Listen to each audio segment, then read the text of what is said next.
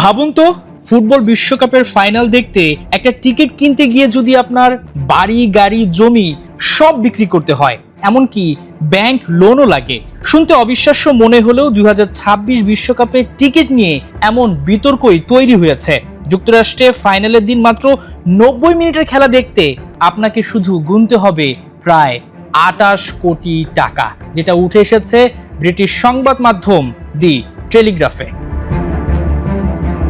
এবারের বিশ্বকাপটা হতে যাচ্ছে ইতিহাসের সবচেয়ে আকর্ষণীয় এবং বড়। প্রথমবারের মতো খেলবে 48 দেশ, যা 3 দেশের 16টা শহরে গড়াবে। তাতেই সবকিছু যেন আকাশচুম্বী, ভাবনারও বাইরে। এবার আসা যাক, কেন টিকিটের দাম এত অস্বাভাবিক? ফিফা কেন নিজেই কালোবাজারির রাস্তা খুলে দিল?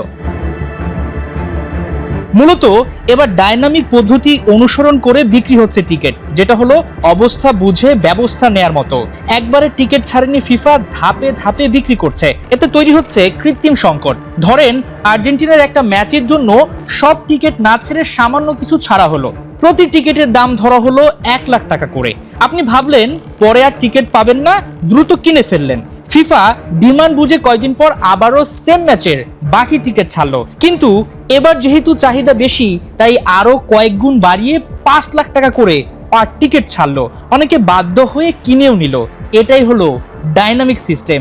অবশ্য দাম বাড়ানোর নেগেটিভ ব্যাপারটা বাদ দিলে পজিটিভ হলো একসাথে সব টিকিট ছাড়লে কালোবাজারির সংখ্যা, ওয়েবসাইটে ইস্যু তৈরি হওয়া, এসব থেকে রেহাই মেলে। তাই একদিকে ডাইনামিক সিস্টেমে কিছুটা সুবিধাজনক। কিন্তু প্রশ্ন হলো, ফাইনাল ম্যাচের একটা টিকিট 10 থেকে 12 লাখ টাকা থেকে কিভাবে প্রায় 28 কোটি টাকায় পরিণত হলো? এর উত্তর হলো, প্রথমে নির্ধারিত মূল্যে একজন ক্রেতার কাছে টিকিট বিক্রি করে ফিফা। এরপর সেই ক্রেতা যদি যেতে না পারেন অথবা লাভ করতে চান, তখন তিনি সেই টিকিট আবার বিক্রির জন্য তুলতে পারেন। যেমন কেউ $8,000 কিনলো, পরে সেটাই 50,000, 1 লাখ বা আরো বেশি দামে তুললো। কেউ যদি কিনে নেয় তবেই বিক্রি। আর এই লেনদেন যদি হয় অফিসিয়াল প্ল্যাটফর্মে, যেখানে সার্ভিস চার্জ বা কমিশনও থাকে, অর্থাৎ দাম যত বাড়ে প্ল্যাটফর্মের আয়ও তত বাড়ে, যার কমিশন পায় ফিফা। অবশ্য ফিফা বলছে এই কমিশন বা লাভটা তারা খরচ করবে ফিফার সদস্য দেশগুলোর ফুটবল উন্নয়নের দিকে। কিন্তু প্রশ্ন, একটা টিকিট 28 কোটি টাকায় কেন যাবে আর কারাই বা কিনবে? এর উত্তর এমন, 4 বছর পর পর বিশ্বকাপ, ফাইনাল ম্যাচে একেবারেই লিমিটেড টিকিট কিন্তু দেখতে চায় কোটি কোটি মানুষ। তাতেই সোনার চেয়ে দামি হয়ে উঠেছে এক একটা টিকিট। তবে এমন কাণ্ডে রীতিমতো খেপেছেন ভক্তরা। বিশ্বকাপ সবার উৎসব, কিন্তু কৃত্রিমভাবে দাম বাড়ানো কেন?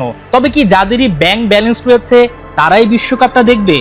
প্রশ্ন কোটি কোটি ফুটবল প্রেমীদের। হাসান সজীব, 71, ঢাকা।